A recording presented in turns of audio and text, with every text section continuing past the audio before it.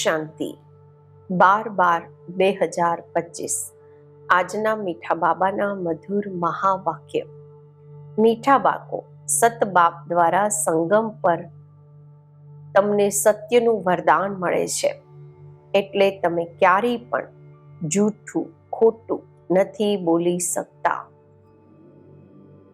પ્રશ્ન છે, નિર્વિકારી બનવાના માટે આપ બાળકોને કઈ મહેનત જરૂર કરવાની છે?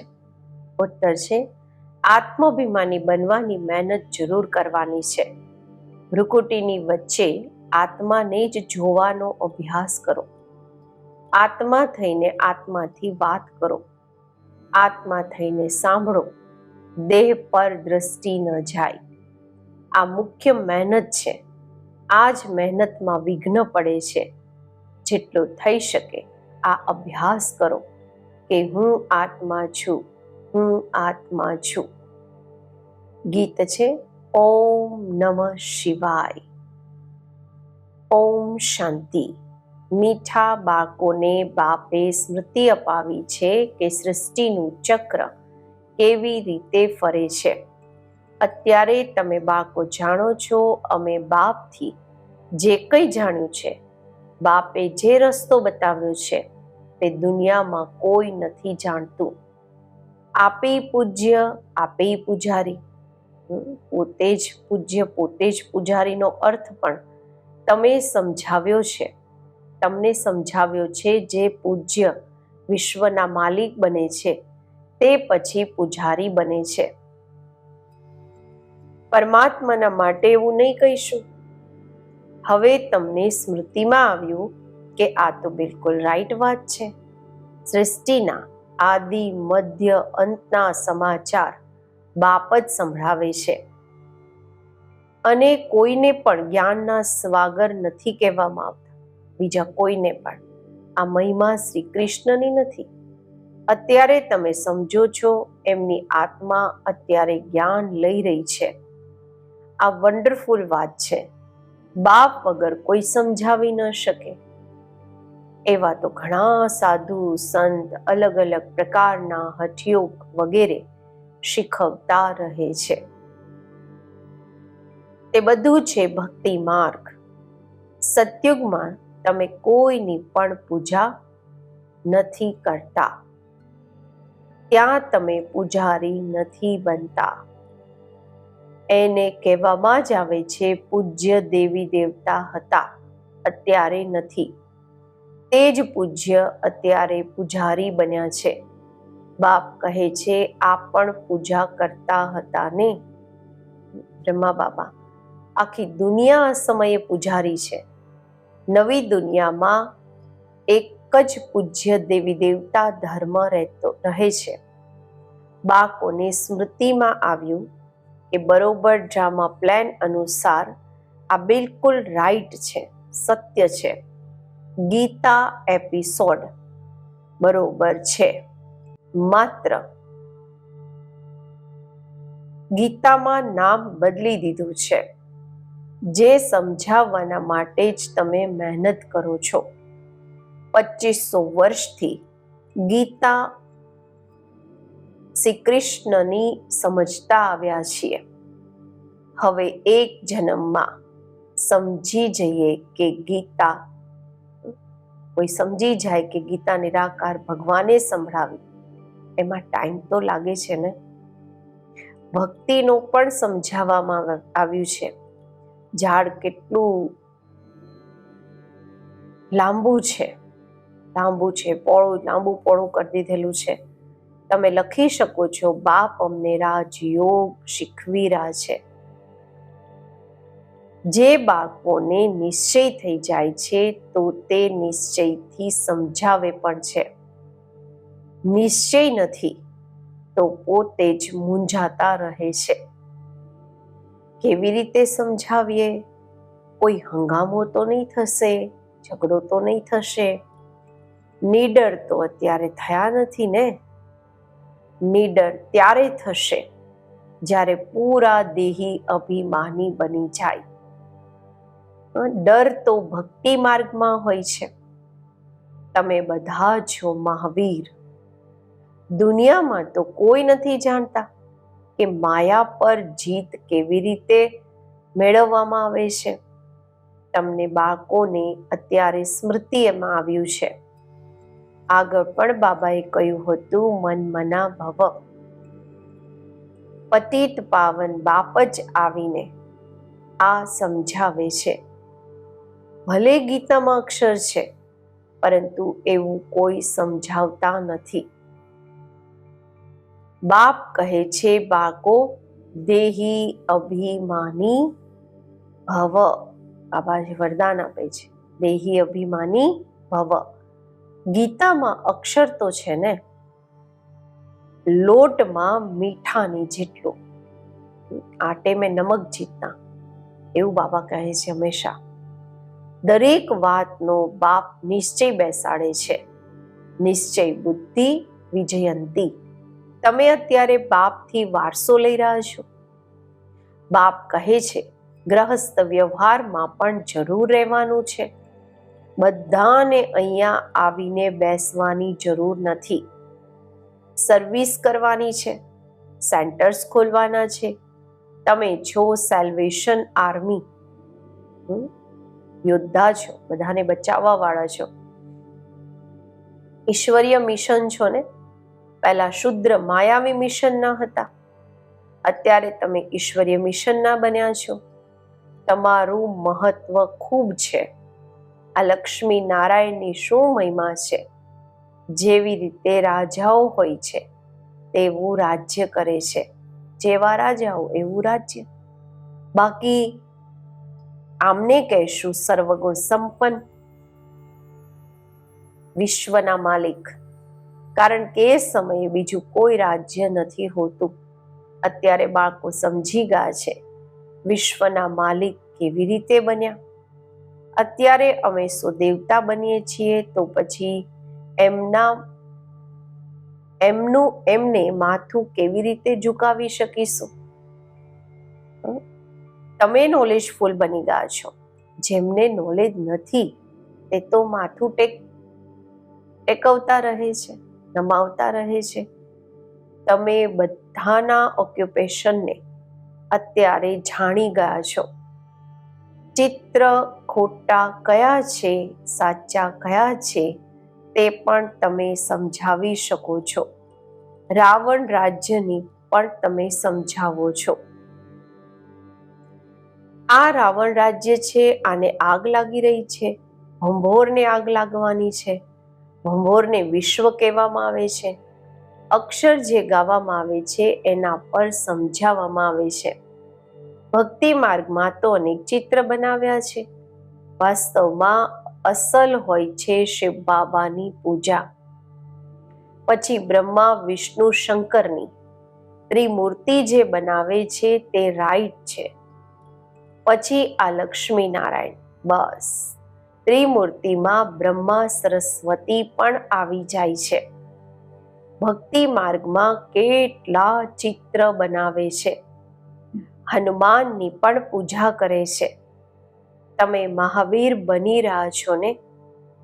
મંદિરમાં પણ કોઈની હાથી પર સવારી, કોઈની ઘોડા પર સવારી બતાવી છે.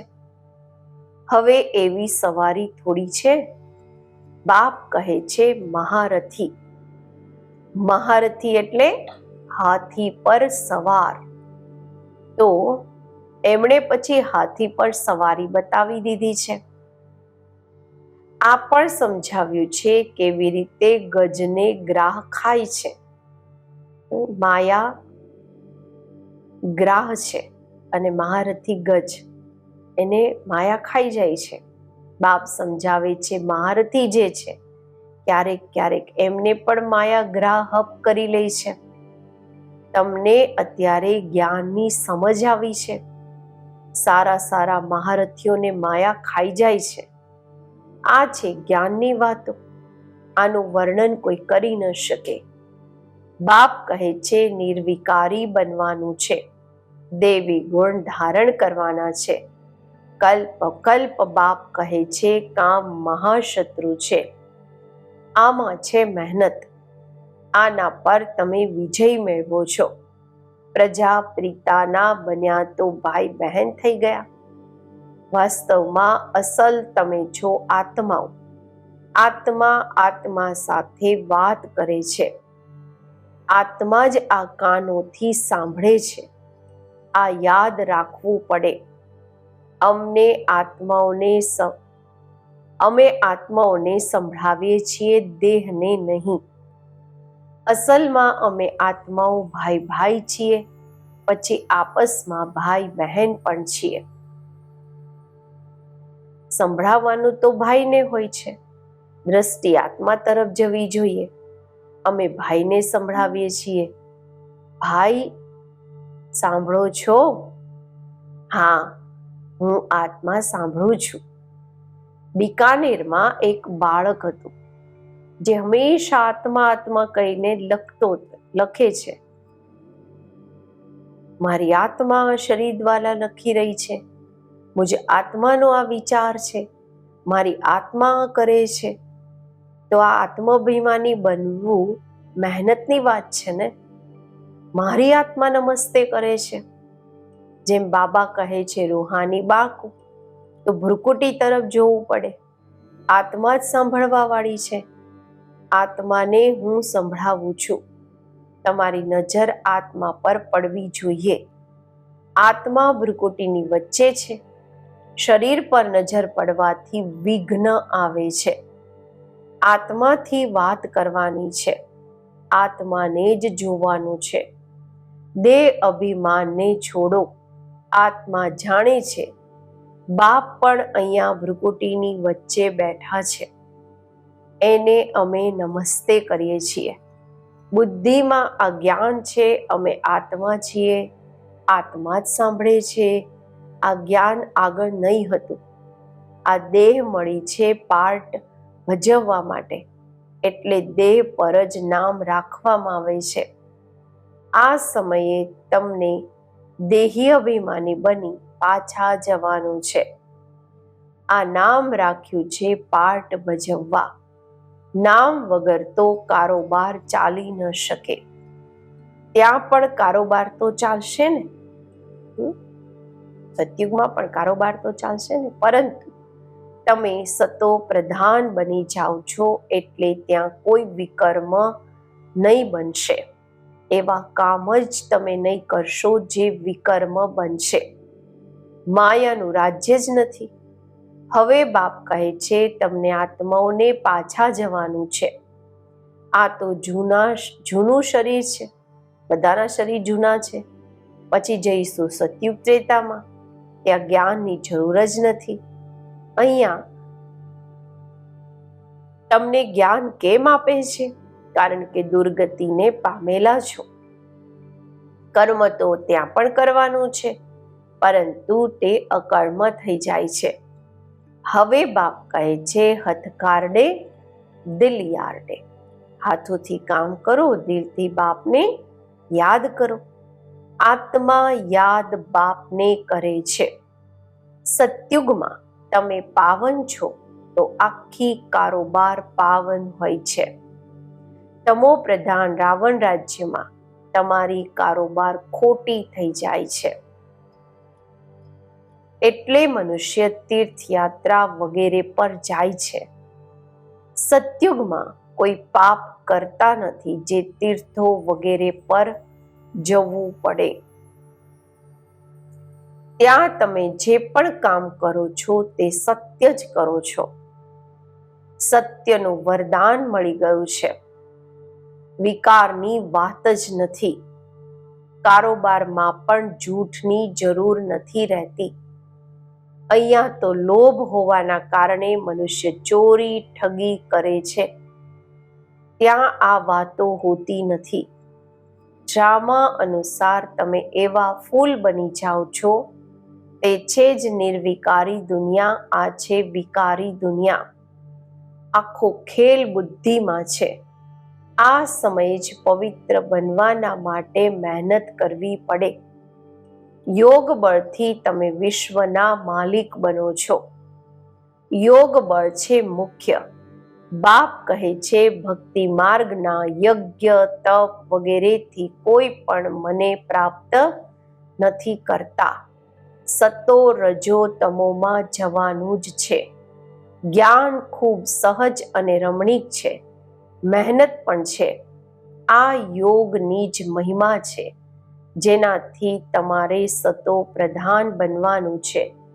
તમો પ્રધાનથી સતો પ્રધાન બનાવવાનો રસ્તો બાપ જ બતાવે છે. બીજું કોઈ આ જ્ઞાન આપી ન શકે.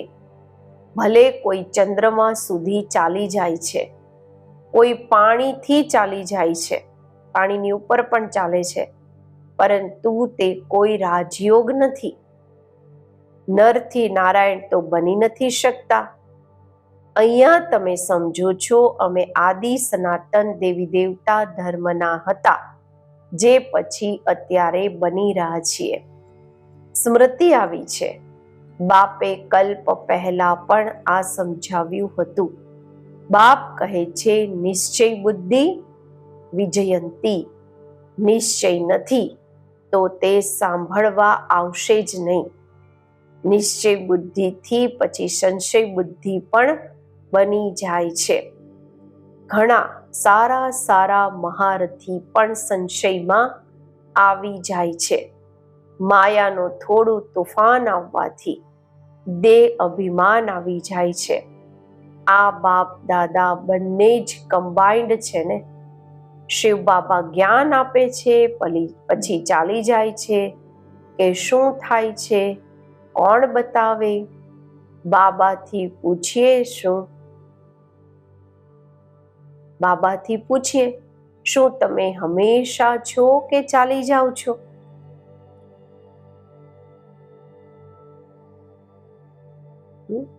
બાબા રહે છે કે ચાલી જાય છે, શું થાય છે, કોણ બતાવશે?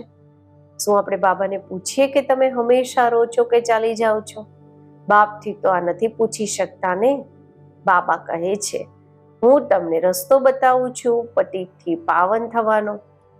આવું કે જાઉં, મારે તો ઘણા કામ કરવા પડે છે.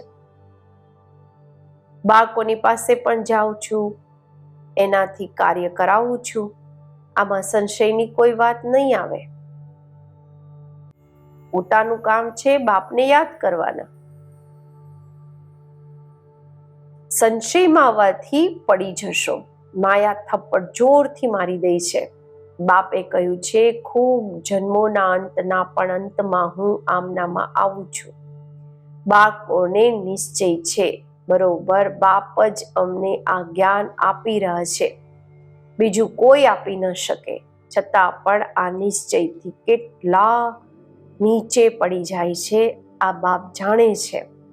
તમને પાવન બનવાનું છે તો બાપ કહે છે મામેકમ યાદ કરો, બીજી કોઈ વાતોમાં નહીં પડો. તમે એવી વાતો કરો છો તો સમજમાં આવે છે પાક્કો નિશ્ચય નથી. પહેલા એક વાતને સમજો જેનાથી તમારા પાપ નાશ થાય છે. બાકી ફાલતુ વાતો કરવાની જરૂર નથી. બાપની યાદથી વિકર્મ વિનાશ થશે, પછી બીજી વાતોમાં કેમ આવો છો? જુઓ, કોઈ પ્રશ્ન ઉત્તરમાં મૂંઝાય છે તો એને બોલો કે તમે આ વાતોને છોડી એક બાપની યાદમાં રહેવાનો પુરુષાર્થ કરો. સંશયમાં આવ્યા તો ભણવાનું છોડી દેશે, પછી કલ્યાણ જ નહીં થશે. નસને જોઈને સમજાવવાનું છે, નાડી જોવી પડે. સંશયમાં છે તો એક પોઈન્ટ પર ઊભા કરી દેવાના છે. ખૂબ યુક્તિથી સમજાવવું પડે છે. બાળકોને પહેલા આ નિશ્ચય હોય બાબા આવેલા છે, અમને પાવન બનાવી રહ્યા છે, આ તો ખુશી રહે છે. નહીં ભણશે તો નાપાસ થઈ જશે, એને ખુશી પણ કેમ આવશે? સ્કૂલમાં ભણવાનું તો એક જ હોય છે, પછી કોઈ ભણીને લાખોની કમાઈ કરે છે, કોઈ 5-10 રૂપિયા કમાય છે. તમારું લક્ષ્ય ને ઉદ્દેશ્ય જ છે નરથી નારાયણ બનવું. રાજાઈ સ્થાપન થાય છે, તમે મનુષ્યથી દેવતા બનશો. દેવતાઓની તો મોટી રાજધાની છે, એમાં ઊંચ પદ પામવાનું આ પછી ભણવા પર અને એક્ટિવિટી પર છે, ચાલચલન પર છે. તમારી એક્ટિવિટી ખૂબ સારી હોવી જોઈએ. બાબા પોતાના માટે પણ કહે છે, અત્યારે કર્માતીત અવસ્થા નથી બની, અમારે પણ સંપૂર્ણ બનવાનું છે. અત્યારે બન્યા નથી. જ્ઞાન તો ખૂબ સહજ છે, બાપને યાદ કરવા પણ સહજ છે, પરંતુ જ્યારે કરે ને, અચ્છા, મીઠા મીઠા સિકેલધા બાળકો પ્રત્યે માતા પિતા બાપ દાદાના યાદ પ્યાર અને ગુડ મોર્નિંગ. રૂહાની બાપના રૂહાની બાળકોને નમસ્તે. આપણે રૂહાની બાળકોના રૂહાની બાપને નમસ્તે. ધારણા માટે મુખ્ય સાર. પહેલું છે, કોઈ પણ વાતમાં સંચય બુદ્ધિ બની ભણવાનું નથી છોડવાનું. પહેલા તો પાવન બનવાના માટે એક બાપને યાદ કરવાના છે. બીજી વાતોમાં નથી જવાનું. બીજું, શરીર પર નજર જવાથી વિઘ્ન આવે છે, એટલે ભ્રુકુટીમાં જોવાનું છે. આત્મા સમજી આત્માથી વાત કરવાની છે. આત્મા અભિમાની બનવાનું છે. નીડર બનીને સેવા કરવાની છે. આજનું વરદાન. સદા બાપના વિનાશી અને નિસ્વાર્થ પ્રેમમાં લવલીન રહેવા વાળા માયા પ્રૂફ ભવ. જે બાળકો સદા બાપના પ્યારમાં લવલીન રહે છે, એમને માયા આકર્ષિત નથી કરી શકતી.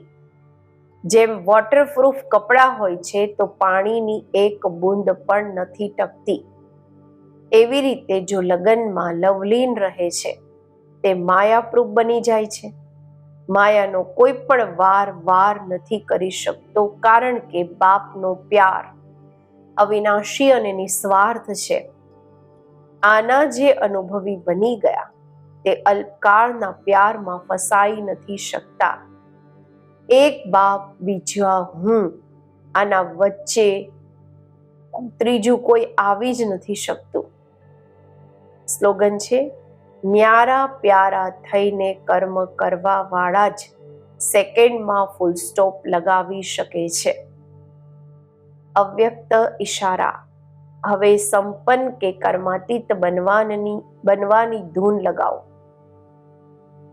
કર્માતીત અર્થાત કર્મના વશ થવા વાળા નહીં, પરંતુ માલિક બની, ઓથોરિટી બની, કર્મેન્દ્રિયોના સંબંધમાં આવી વિનાશી કામનાથી ન્યારા થઈ કર્મેન્દ્રિયો દ્વારા કર્મ કરાવે. આત્મા માલિકને કર્મ પોતાના અધીન ન કરે, પરંતુ અધિકારી બની કર્મ કરાવતા રહે. કરાવવા વાળા બની કર્મ કરાવવા, આને કહીશું કર્મના સંબંધમાં આવવું. કર્માતીત આત્મા સંબંધમાં આવે છે, બંધનમાં નહીં. ઓમ શાંતિ.